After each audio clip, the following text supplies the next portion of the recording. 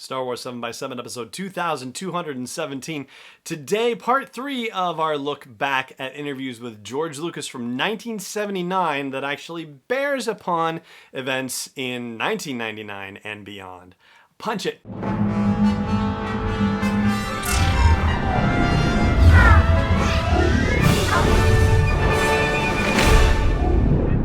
Hey Rebel Rouser, I'm Alan Voivod, and this is Star Wars 7x7, your daily dose of Star Wars joy. And thank you so much for joining me for it. So, we are continuing a series this week of looks back at interviews that George Lucas conducted with Alan Arnold, the guy who wrote Once Upon a Galaxy, which is the journal of the making of The Empire Strikes Back in 1979. And there are a whole bunch of interesting topics to revisit, considering especially how history played out over the course of 40 years after the premiere of The Empire Strikes Back. And on this episode, we're going to be talking about directing, Lucas deciding to direct or not to direct, and the pros and cons and that sort of thing. That is going to be really interesting, especially knowing what we know now. So he's giving this interview in 1979, and 20 years later, he's singing a different tune. And that's as much as I'm going to tell you about it right now. What I will also tell you is that this was originally recorded in December of 2014, when the podcast was so brand new, it was amazing. It was actually recorded in another state entirely. It was recorded in Orlando, Florida. Go figure. But anyway, so without further ado, here is George Lucas discussing directing with Alan Arnold back in 1979 on the set of The Empire Strikes Back. And last episode we were talking about the detail-oriented nature of Star Wars and how important it is to make sure you get those details right.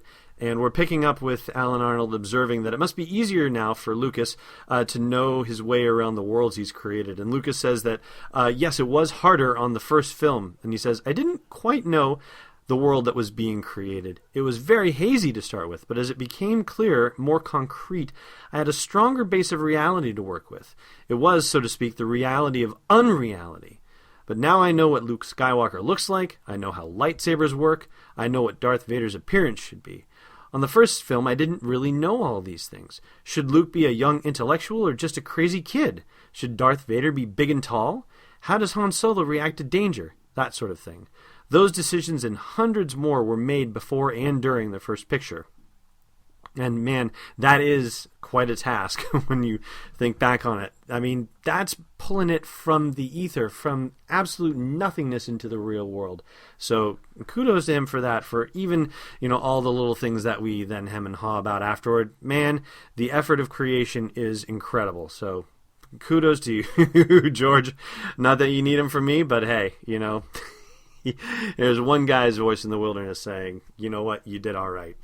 Alan Arnold says, therefore, perhaps this film, Empire Strikes Back, should have been simpler to make than the first. And Lucas immediately says, I don't think you can use the word simpler. These films are exceptionally complicated.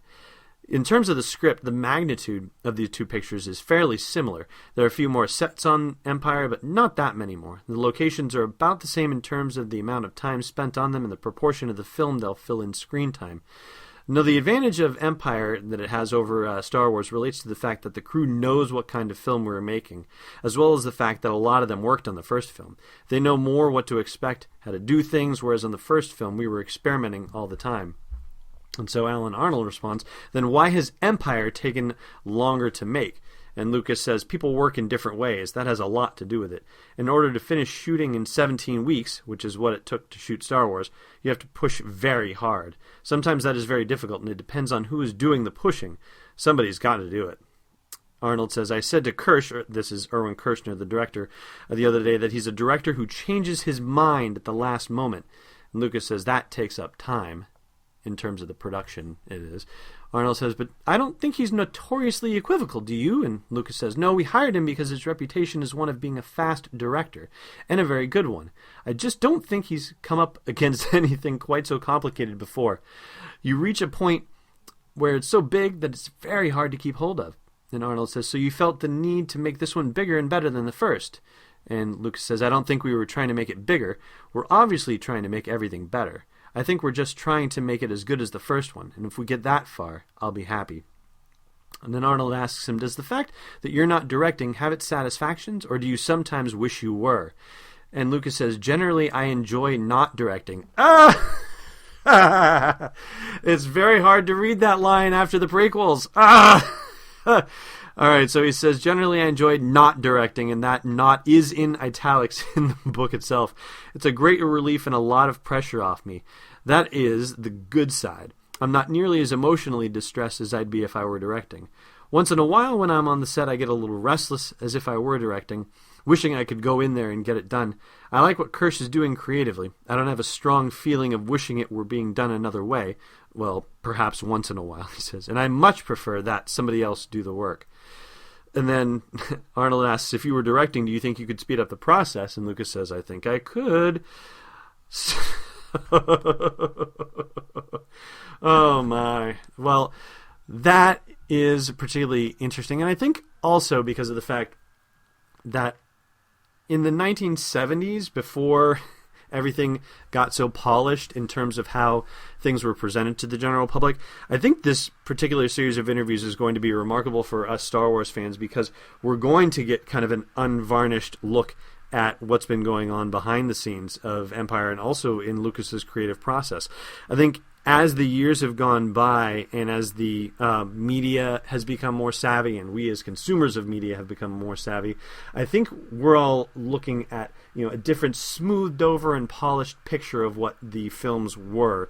And I think it's really going to be awesome as we go through this to see the unpolished, unvarnished version. So that's going to wrap us up for part 3. And there you go. Here we are.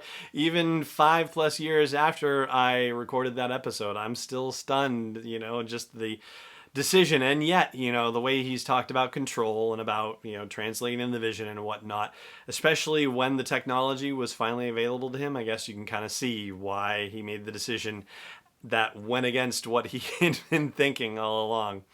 And that right there is going to do it for this episode of the show. Thank you so much for joining me for it, as always. And may the Force be with you, wherever in the world you may be. Is not endorsed or sponsored yet by Lucasfilm Limited, Disney, or 20th Century Fox, and is intended for entertainment and information purposes only. Star Wars, the Star Wars logo, all names and pictures of Star Wars characters, vehicles, and any other Star Wars-related items are registered trademarks and/or copyrights of Lucasfilm Limited or their respective trademark and copyright holders. May the Force be with them. All original content is copyright 2020 by Star Wars 7x7. We hope you love it.